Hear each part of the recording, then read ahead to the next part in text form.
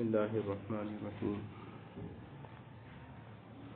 آج ہمارا 10واں سبق مراقبہ احدیت ہے۔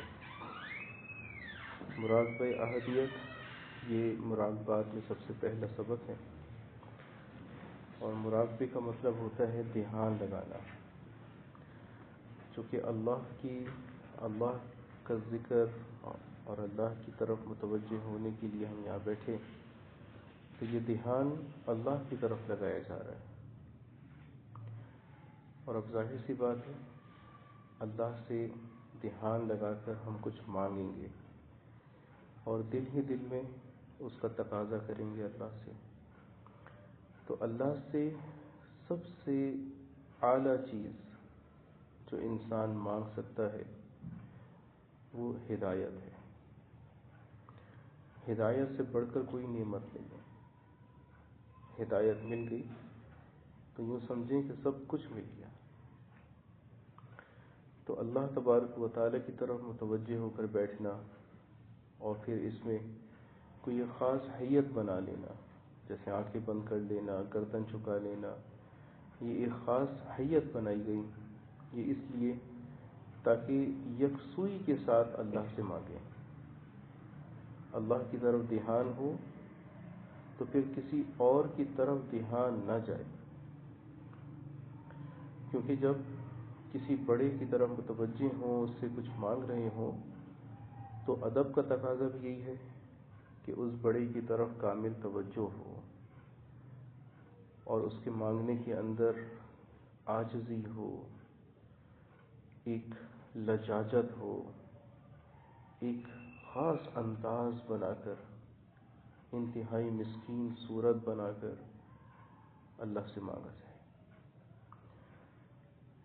دیکھیں، ایک فقیر ہے، اس نے صرف 1 روپیہ مانگنا ہوتا ہے، لیکن جب وہ آپ سے مانگتا ہے تو کیسی منت، سماجت، لجاجت، کیسے انداز اختیار کرتا ہے، واسطے دیتا ہے، مسکین صورت بناتا ہے، کبھی رو بھی لیتا ہے، ہاتھ پھیلاتا ہے، اور اس کے مانگنے کے دوران متوجہ ہوتا ہے آپ کی طرف، چاہے اور بھی کچھ لوگ کھڑے ہوئے ہوں، لیکن اوروں کی طرف نہیں، آپ سے مانگ رہے ہیں تو آپ کی طرف توجہ ہوتی ہے۔ لیکن مانگ کتنا رہا ہے؟ صرف 1 روپیہ۔ تو اللہ تبارک و تعالیٰ کی طرف جب ایک بندہ متوجہ ہو، ایک فقیر بن کے مانگ رہا ہو، تو پھر کیسے مانگے؟ اس نے 1 روپیہ نہیں، اللہ سے ہدایت مانگنی ہے، دنیا کے پیسہ نہیں، آخرت کی انویسٹمنٹ چاہیے۔ تو اس کے لیے اللہ تبارک و تعالیٰ کی طرف کیسی منتیں ہوں، سماجتیں ہوں، لجاجتیں ہوں، کیسے انداز ہوں، تو یہ ہم ایک خاص حیت بنا کر آنکھیں بند کی، گردن جھکائی، اور اب مراقب ہو رہے ہیں۔ تو 10واں سبق مراقبہ احدیت ہے، اللہ کی طرف دھیان لگائیں۔ اس سبق کی نیت ہے کہ فیض می آیت، فیض آتا ہے میرے اوپر، از ذاتے کے، اس ذات کی طرف سے جو مستجمع جمیع صفات و کمال است، جو مجموعہ ہے تمام اعلیٰ صفات اور تمام کمالات کا۔ کون؟ اللہ۔ تمام اعلیٰ ترین صفات سے وہ ذات متصف ہے، اور تمام کمالات کی مالک ہے۔ مستجمع جمیع صفات و کمال است و منزہ از ہر نقص و زوال، اور منزہ ہے، پاک ہے ہر قسم کے نقص، زوال سے، کجی سے، کوتاہی سے، کمی سے، ہر قسم کے نقص و زوال سے پاک ہے۔ وہ ذات ہر قسم کے اعلیٰ صفات سے متصف ہے، اور ہر قسم کی کمی کوتاہی سے منزہ مقدس، مصفح، مجلہ، مقدس، مطہر، اور اس ذات کا نام کیا؟ اللہ۔ 10ویں سبق سے آنورڈز 35ویں سبق تک مراقبات ہی چلتے ہیں، اور مراقبات کے اندر ذکر نہیں ہوتا، ضربات نہیں لگائی جاتی، اللہ اللہ کا ذکر نہیں ہوتا، صرف اور صرف دھیان لگایا جاتا ہے۔ تو دھیان لگانا اور ضربات لگانا یہ دو الگ طرح سے ذکر ہیں، دو الگ طرح سے اذکار ہیں، اور ان دونوں کا ایک ہی مقصد ہے کہ اللہ تبارک و تعالیٰ کی محبت نصیب ہو جائے، ہمارا باطن پاک ہو جائے۔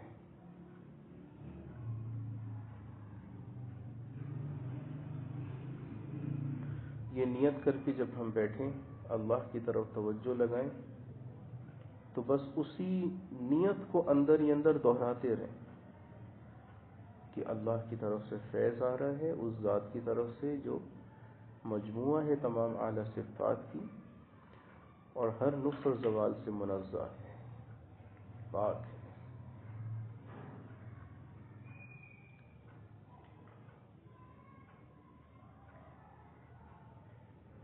یہ مراقبہ احدیت مقام ہے تسبیح، تقدیس اور تنزیہ کا۔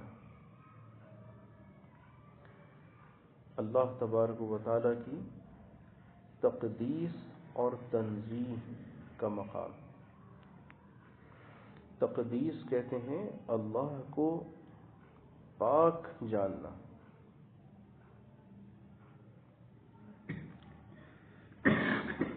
اور تنزیہ کہتے ہیں منزہ سمجھنا ہر نقص و زوال سے۔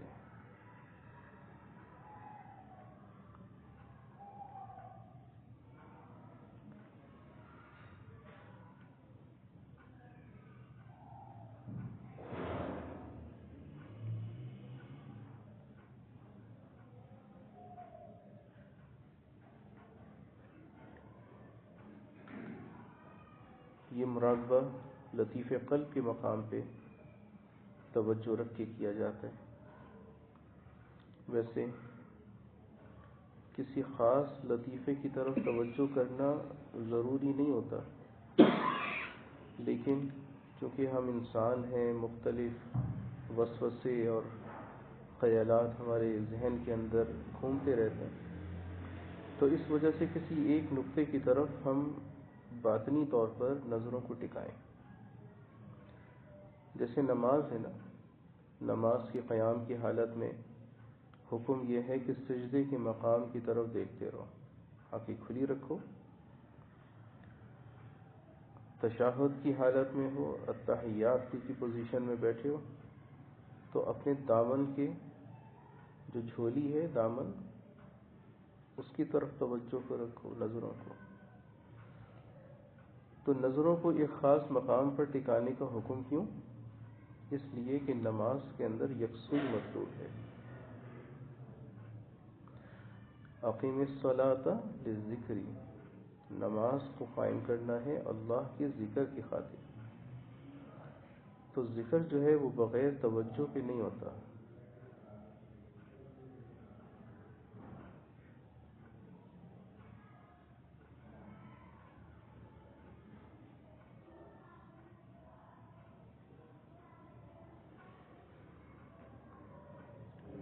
لطیف قلب پر اس کا فیض آ رہا ہے۔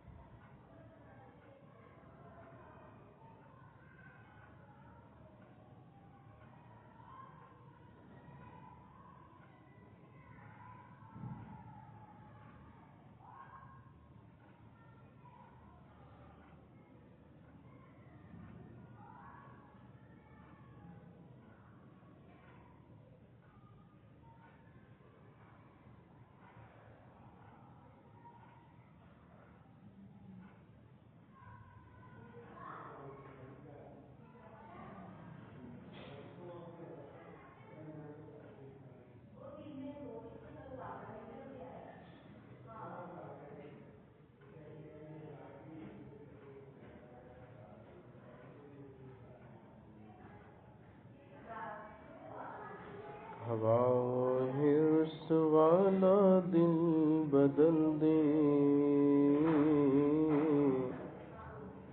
میرا غفلت میں ڈوبا دل بدل دے۔ الہی دل کی دنیا دل بدل دے، میرا غفلت میں ڈوبا دل بدل دے۔ یہ کیسا دل ہے سینے میں الہی، نہ زندوں میں نہ مردہ دل بدل دے۔ مئی وحدت پہ لامخمور کر دے، مئی وحدت پہ لامخمور کر دے۔ محبت کے نشے میں چور کر دے، فروزہ دل میں شمع طور کر دے، فروزہ دل میں شمع طور کر دے۔ یہ گوشہ نور سے معمور کر دے، سہل فرما مسلسل یاد اپنی، سہل فرما مسلسل یاد اپنی۔ خدایا فضل فرما دل بدل دے،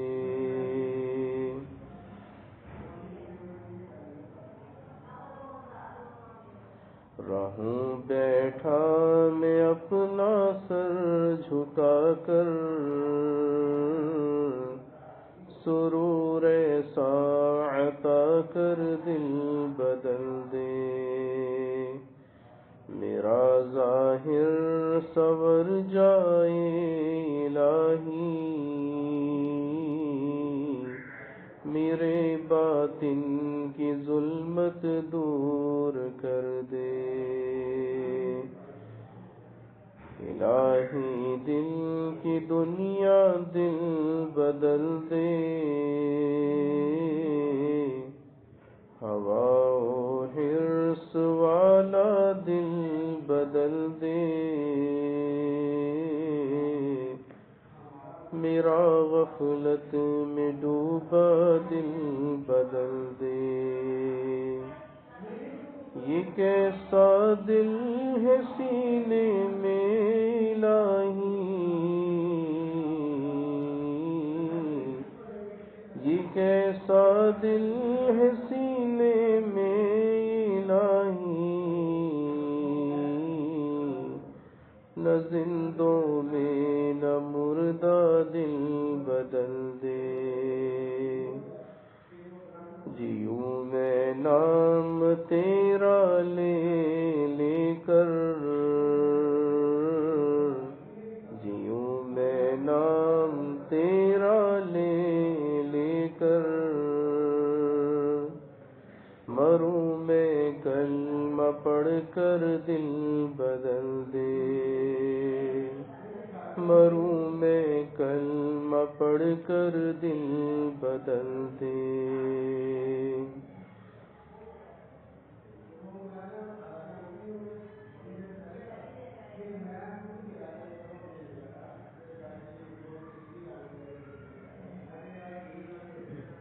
خداوندہ مقصود ما توئی و رضائے تو، خداوندہ مقصود ما توئی و رضائے تو، محبت و معرفت خود بدئی، الہی مارا بدے کے بدستان خود دادئی، الہی از تو تیرا می خواہم۔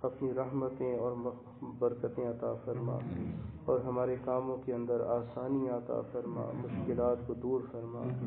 یا اللہ ہمیں صحت سلامتی نصیب فرما، عافیتیں نصیب فرما۔ یا اللہ ہم سب کو، ہمارے گھر بار کو، ہمارے اہل کو، سب کو رحمتیں نصیب فرما، اور ہمارے گھروں کو رحمت کا مرکز بنا۔ یا اللہ سب کو خیر و برکت نصیب فرما۔ یا اللہ آئندہ آنے والے جو 2 عشرے ہیں تیری مغفرت کے اور تیری جہنم سے نجات کے، اللہ ہمیں اس سے بھی برکتیں رحمتیں نصیب فرما دے، اور یا اللہ اس رمضان کو پورا پورا ہم سے راضی فرما دے، اور قیامت کے دن کسی شکوہ شکایت کا ذریعہ نہ بنا، اللہ ہمارے لیے سفارشی بنا دے، یا اللہ ہمارے لیے بخشش کا ذریعہ بنا دے۔ وَأُفَوِّضُ أَمْرِي إِلَى اللَّهِ إِنَّ اللَّهَ بَصِيرٌ بِالْعِبَادِ بِأَلْفِ لَا حَوْلَ وَلَا قُوَّةَ إِلَّا بِاللَّهِ الْعَلِيِّ الْعَظِيمِ وصلی اللہ وسلم علی رسولہ النبی الکریم وعلی آلہ واصحابہ اجمعین آمین برحمتک یا ارحم الراحمین۔ السلام علیکم۔ اللہ کو ہر دم یاد کر، اس نام سے دل شاد کر۔